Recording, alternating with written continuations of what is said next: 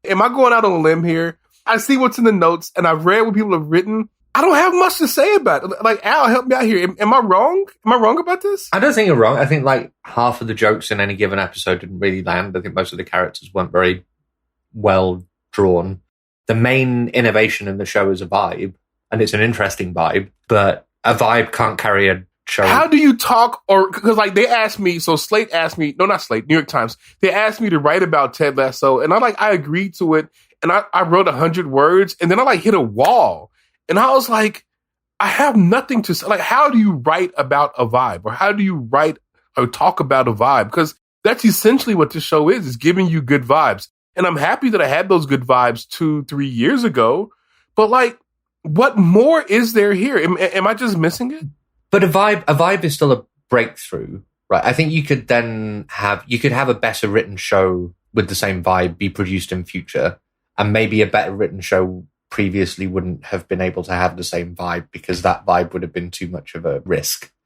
Think about shows like The Office or 30 Rock, or like shows that like introduced a new tone, if you like, into the comedy space.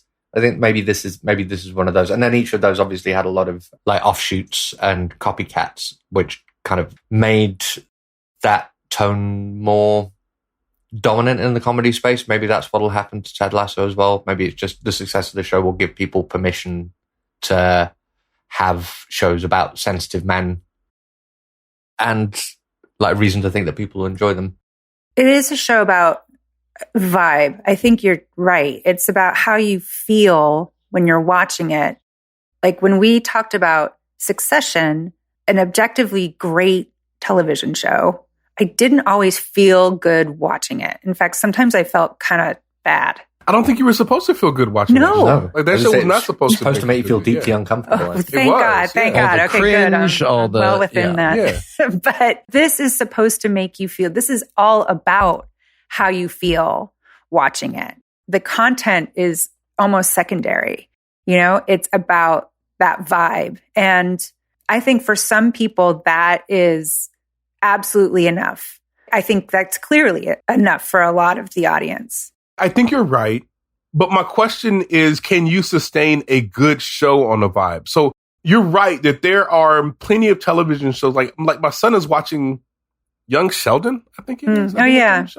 And he recently watched Big Bang Theory, I think. He's watching, and those shows, I watched a couple episodes with him. There's no real meaningful plot, but it's a vibe show. Like, it makes you feel good. It's something you put on, and he plays, I don't know what he does. He does something, and he has it on in the background. And so I'm wondering if maybe Ted Lasso is just a serialized version of that kind of show. A show that you put on in the background, but don't pay too much attention to the plot because the plot is not great.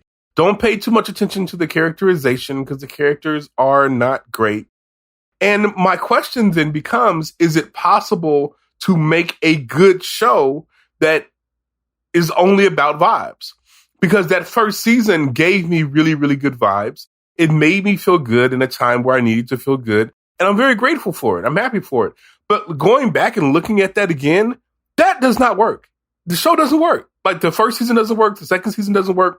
Third season is a catastrophe. I don't want this to be primarily an opinion podcast, so I hesitate to enter into this, but I enjoyed it all the way through. And I think this was so maybe a good point of comparison is This Is Us, which I know none of you got into enough, or I don't know if My I was wife asking you at the though. time. She loved that show. But, you know, I had to get a bunch of ringers when I did the podcast on that because I couldn't find people who had actually gotten past the first couple episodes. But I feel like insofar as this Ted Lasso was a full-on dramedy, you know, by the third season, it was very much in that category. And so if you have no tolerance for melodrama, it's not all feel good. This whole thing with his panic attacks, and I felt like the direction on this, like, really made it stand out from, like, when he's having one of these panic attacks and what they do with the camera and how people are able to reach out to him and yes. That was treated extremely well. Yeah. I mean, things like that just make this seem like, and just a higher budget maybe, or maybe things just look good even with a lower budget. But I mean, you got all these people in the stands for all this stuff. Like, I just never felt like, I don't know, there's so many sports, like almost like Mighty Ducks or whatever. Like, I'm not going to This didn't feel like a kid's show. Like when something is bad. Wait a minute. Are you shitting on the Mighty Ducks TV show or the Mighty Ducks movies? Because you can shit on the TV show. Not gonna. If you shit on the movies, really I will fight you. Time. I will fight you about those movies. I just get the feeling, or Major League or whatever, that there's some slumming aspect if you're going, I'm in a sports movie, kind of whatever. But I didn't get that with this. This is a prestige show and it's trying to be a prestige show. It's just that it jumped so far, like, even though Last Man on Earth, did you guys watch that one? Yes. Yeah, Yes. So that's another Saturday Night Live based. Jason Sudeikis was even in the later seasons. I didn't watch the whole thing, but I really enjoyed that show when it started. And it seemed like that was what the same genre, not the same vibe, but the same genre that season 1 was. And then it became This Is Us. And it's only because I can like tolerate both of those things that I feel like it was good all the way through. I think the footprint of this in terms of actors, like there are at least 7 people in this show that I could name that like will go on and like be the central character in things. Or, Brett Goldstein's already from the freaking Marvel universe is Hercules. There were enough things in Ted Lasso that elevated it to be something. I don't think it's quite disposable. Probably just not quite as good as it was aiming to be, because they did pitch at some of these quite like lofty ideas. We're going to tackle like toxic masculinity. We're going to tackle like mental health, like any kind of like modern sexual political issue. They're going to throw an episode at it. I think they did quite a good job of not making that political commentary annoying, which is really easy to do in a comedy drama like that. But they just didn't quite back up those lofty goals with tight enough plot, funny enough jokes, thorough enough character portrayals. So there was enough depth in the characters to make them interesting and worth watching. And there were enough funny moments to keep you interested. It just didn't quite break over into being classic quality TV. So maybe I'm somewhere between Lawrence, it's no good at all, and Mark. Although I did enjoy it. Yeah, I enjoyed it too. I was just thinking, like, where do you go from the first season knowing that you have hit this zeitgeist? Where do you go? And I thought that it's a lot of pressure. And so I admired what they were trying to do in the second season. And I enjoyed it too. I enjoyed the second season, most of it. But I admired that they were trying to not just do the same thing that they did the first season. I had wished that we had seen more of a connection there that, make the show really about Ted Lasso and the extra characters be those supporting characters that they were supposed to be, so that we could see that full arc more clearly. I felt like his character got so muddled at the end and the episodes got too long. I mean, they were a tight 30 minutes the first season, and I really liked that length for this show. And when you're bumping up to 50 minutes, 55 minutes on an episode, I was like, that's hour and a quarter. Oh, I know, right? It's just too much. It's too much. Did you want to know that much about Keely's business and her romances? No one did. Like, that was the weakest plot line. We didn't need that. But I think you're absolutely right about the point of like, you got this initial success and then you panic thinking like, where else can we go? Maybe they could have just spent the second season doing like Ted Lasso's and anxiety and making that the plot. But they clearly thought, oh, people love Keely and we need to do something more with the women on the show. That will have been the... Then how about the therapist? I loved her as a character. And I missed her, actually. That she was the one character I missed in the third season. I thought there was a lot of potential for that character. And I liked that part of his arc was him going to therapy. Yeah, for sure. It seemed like they needed to build up his, like the anxiety subplot for most of the second season, or they felt like they needed to do that. But anyway, but that's why I thought the second season was the worst, because it seemed like they had been caught on the back foot and they weren't quite sure like what elements of the show they needed to develop and what they should stay behind. So they made a couple of bad choices, I think. But then by the third season, it felt to me like they had decided what the show should be about and they were able to like really focus in. Now, what do you think? There's chatter about the Ted Lasso storyline being done, but maybe keeping the Lassoverse basically open for other storylines. Do you think that's a good idea or a bad idea? I would watch a Beard prequel. I want to see Beard in prison. Beard was cool. I'm kind of over the universalization. I think that's a word, universalization. The universalization of like everything. Like the Ted Lasso universe, the Fast and Furious universe, the Marvel universe, the Spider-Man universe. Get the fuck out of here. I'm tired. Like, give me a good show, and I'm tired of spinoffs. Like, give me a good original idea, and let's pursue that. So they can end this show. The third season, for me, Al disagrees, went completely off the rails, and I think they need to bring the show to a close. And they need to do something. Bring back Terriers. It's a really old show that came out in the 90s. It was really great and only got one season. Give that a universe. Let's put Ted Lasso to bed. I want to see a new and better show by the same team. I feel like the people who made Ted Lasso have a better show. I agree with that. Another show, because the team is clearly talented. We just need better. And I would like to see what they do next. I'm interested in that. Mm-hmm. Yeah, original programming. I want to see more original stuff rather than stuff that's already based on. Yeah. Like, for example, okay, so this is tangentially related to Ted Lasso. I think part of the reason why Ted Lasso was so, like, it looked so good and, like, you know, they had such high production quality, it's Apple.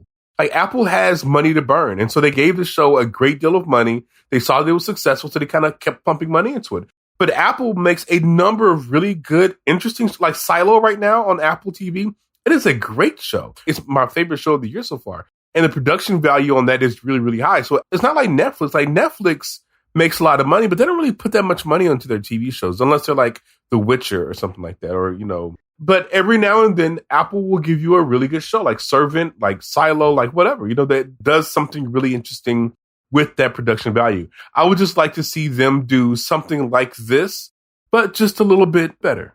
Is there anything that, I know we just talked about Dark Shadows, that counts as a soap opera, but apart from your childhood experiences with that very weird property, is there anything that would count as an adult soap opera that you actually like? Because I think that's what, yes, yeah, I mean, so because I think that's what this would be, is like, let's keep the football team, call it the Richmond Way or something, and just keep following these various characters through their romances and their self-discoveries and things. And I don't know if I would enjoy that or not. I would have to see, but I'm not entirely closed to the idea of like a familiar place where you go and hang around. So Shameless is one that I hung in with till the very end, even though, you know, they kept, some of the main characters were jumping off and stuff, because there was something about the aesthetic of that show and hanging with those people, those kids as they grew up, that I just found appealing. And, you know, a bunch of actors from that, you know, the main character in The Bear was one of the guys that like are really compelling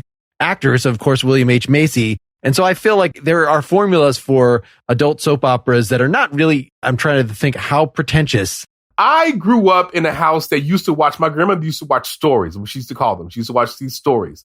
So I grew up watching Days of Our Lives, and I grew up watching All of My Children in General Hospital and all that kind of stuff. I am not opposed to a good, well-written, well-acted soap opera. I'm perfectly fine with that. Dark Shadows is not that. Dark Shadows is doing something different for me. I don't know why I love that show so much. It's doing something different for me. Because the acting on that show, it's up and down. The writing on that show, it's all over the place. But I really enjoyed it. But like, I remember there was like a character arc in Days of Our Lives where like someone got like possessed by a demon and they had to like be exorcised, and it was silly and I loved it. I watched it every single day. I tuned in, popcorn in hand, to watch that. I am not against a good soap opera. This just didn't do it for me. And I would love for there to be a good soap opera for me to watch, because Tyler Perry tries to do that, and I don't like his shows either. But so maybe I'm growing out of it. I don't know. But like, it just needs to be good. It just needs to kind of do what I needed to do. Like Pretty Little Liars, for example. I like that quite a bit. Gossip Girl. I liked that quite a bit. But you hate Friends, right? You hate Friends. Don't get me started on which I see Friends. that is basically a soap opera. No. They put enough jokes in it. The reason why... I know it's a sitcom. I know the form is a sitcom. Yeah. It's a sitcom. But the form is such that it's just about, you know, following everybody through their shit, and Ross and Rachel evolving over time. Like, it has so many soap opera elements to it. You did this. It's what you mean by... Stop talking. Stop talking. What you mean Let by me a sitcom. talk. I need to make myself clear. Let me be clear on this point, because I've gotten a lot of crap from people saying, because I don't like Friends. The reason why I don't like Friends is because Friends stole their entire thing from a show called Living Single. It was a show about Black women and it was a sitcom kind of show, and they completely stole it from Living Single. So the reason why I do not like Friends, even though I see it was great at its time, all that kind of stuff, I don't like it because they stole it. And they stole it from black creators. And I hate that show, and fuck them. Al. Let's cut. No, don't cut me. Don't cut that. I was wondering, Mark, whether what you mean by soap opera, given that you count Friends as a soap opera, is just like a show that isn't very good, but which you nonetheless feel okay with watching for a really long time. Right. Sarah was introduced to this show via the soap opera episode. Yeah. And it was a thing that I had always, as a man, I'm into cool stuff. I'm into Monty Python. I'm into sci-fi. I'm not going to watch soap operas. I didn't grow up with that stuff, but it made me see how so much of the stuff that I actually do like has a lot of soap opera melodramatic elements, and be okay with that. So yes, Twin Peaks. Love a lot of people, that went off the air because it was cast as a mystery show. It's a long-term mystery show. And once you solve the mystery of who killed Laura Palmer, then like, what is the point? And people stopped watching. That's also because David Lynch left and it got crappy. But like, even if he hadn't left, once you solve that mystery, it seems like the show is basically over. But what it should have done is like, this is a weird place to hang out. And these are weird characters. And it's a certain aesthetic that you have to get used to. And it actually repelled me at first watching that show. But by the end of it, I was like, I could hang out in this and just have them just doing their stuff and making quips to each other, and the quirky lady behind the desk at the police officer's place, and the log lady and all your other old friends.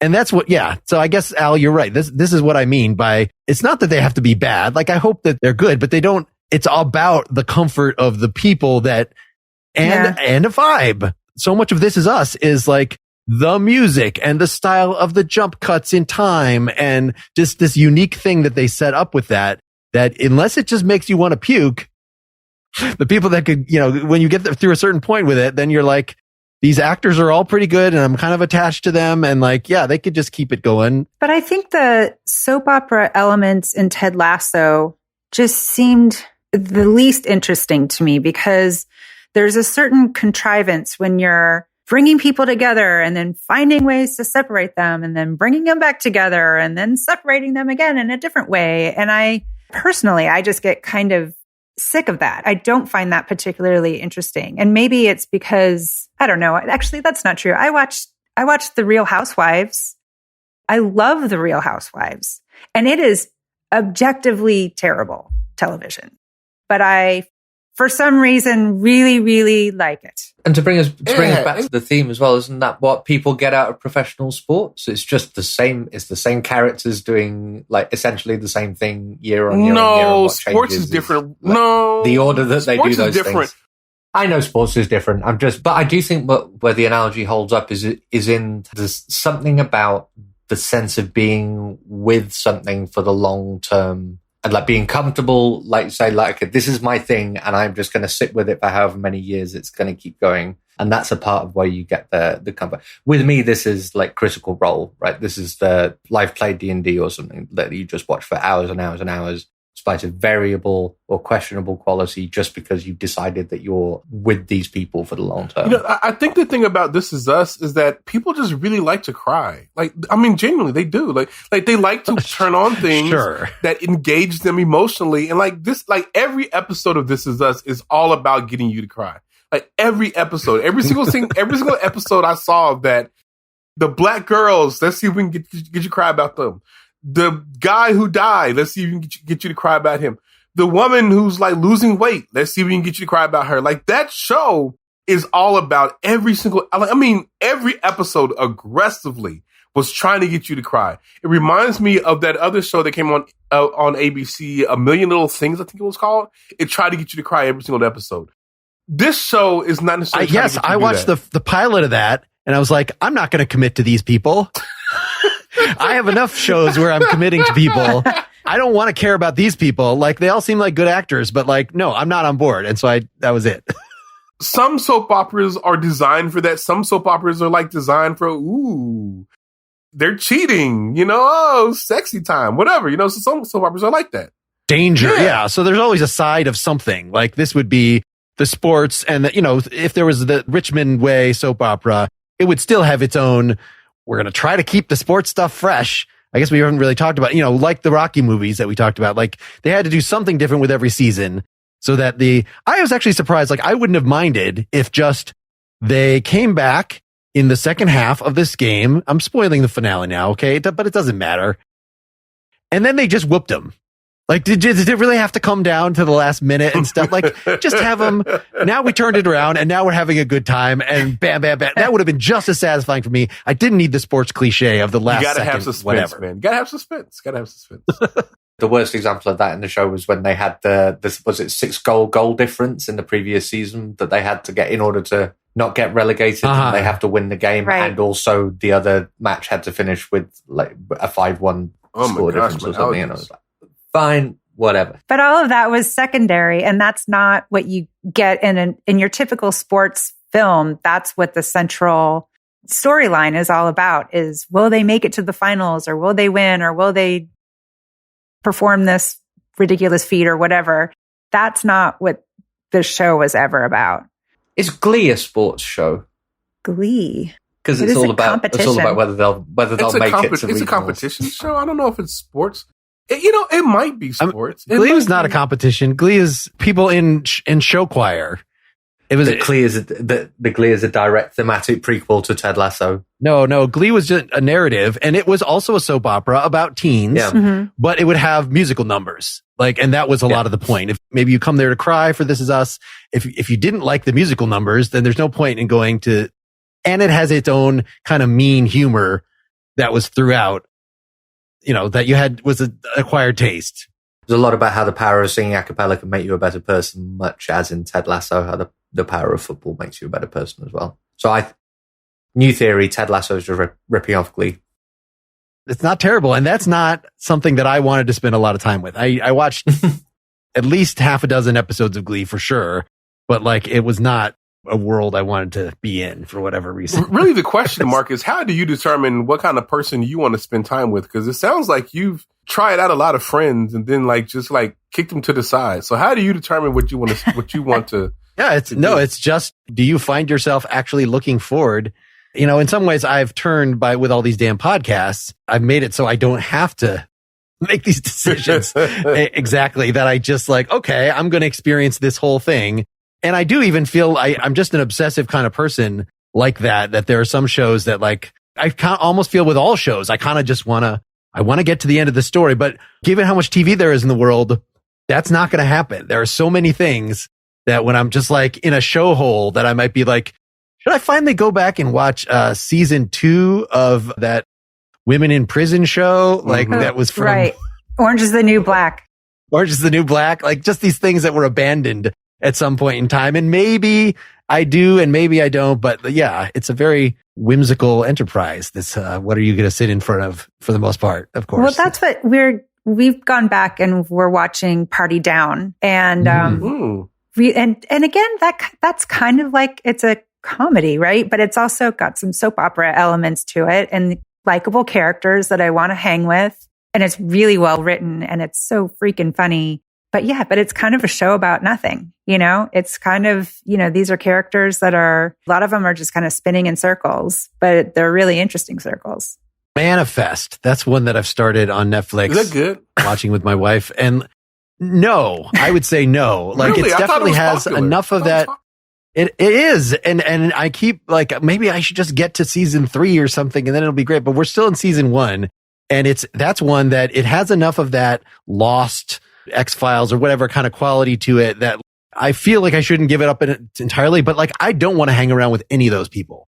I do not like any of the actors on that show. I don't think it's very well written. This is just not a fun. It's not because they're such a bummer because they're so miserable. There's lots of shows like that. Mm-hmm. It's not like that. It's just I feel like this is a low budget, poorly created show. And that if I keep watching it will be in spite of that. So yeah, if you're asking, who do I want to hang around? That's not the only reason that I would choose a show for sure, but it certainly plays in. But the X-Files, by the way, that's another kind of soap opera-ish show, but also adjacent to horror. No, yeah, Mark, trust me. If you go back and watch that show is a lot of will they or won't they? What's going on with these two crazy kids? Yeah, but also there's a demon. Serialized 90s it's also shows, a demon over here that might kill everybody. X-Files is a crazy show. No, I mean, that's one of those things. Yeah, the only reason you keep watching it is because you really like these actors and these characters and their ongoing evolution. But like the thing that you come for in the first place is like, oh, this is going to be a self-contained, kick-ass little horror, sci-fi, whatever. And if it didn't succeed to that, there's no point. Now that we've got these big shows that have all ended now, so Ted Lasso, Succession, and Barry, I was thinking about, because obviously we just recorded Succession, and about how that show was a lot about how people don't change. And Barry is too, how people just are who you are. And how Ted Lasso is the opposite, that people can change, that's almost its superpower, is that people can change. That was actually something I thought was kind of an interesting contrast. I think that Succession and Barry are very down-to-earth, grounded shows, and Ted Lasso is a fantasy. Because people don't. Is it because you don't think people can change? People don't. I think we're going to have to take up Barry in the after talk. People don't change that. Any final words about this from anybody else? I mean, watch the first season. Watch the first season. Yeah. Oh, I think it's a worthwhile. I would never have watched Ted Lasso without this podcast, and I'm glad that I did. It was a good time. Oh, Al, that's wonderful. I will say, despite all my disparaging things, Jason Sudeikis, is that his name? Jason Sudeikis. He is a really good actor. He is a really good actor. I will give him that. I agree. It was a very well acted show. Very well acted show. He was a good actor. Juno Temple, I think her name is. She was good. The beard guy. What's the beard guy? What's the real actor's name? I don't. Brendan Hall. Yeah, I mean, let's give these guys their flowers. Brendan Hunt. Brendan Hunt. Like the way he embodied that character was really good. I really enjoyed. So the acting on the show was quite good. I just wish that they had done more with the direction and the storytelling. But like the acting itself, really well acted show. I really enjoyed the acting quite a bit. Yeah, I love this show, actually. I wouldn't have missed it. I know that it wasn't, the second two seasons weren't as strong or I didn't like them as much as I liked the first one, but I would not have missed it. I really wanted to see this character through the end. All right. Thanks, all three of you, for organizing our thoughts here. And thanks for listeners. Yes, we'll talk a little more, whoever wants to stick around, in the after talk. So long, everybody. Bye, guys. Bye. Get more Pretty Much Pop at prettymuchpop.com. Get bonus content for every episode at patreon.com/prettymuchpop. Pretty Much Pop is part of the Partially Examined Life podcast network, and it's also presented by openculture.com.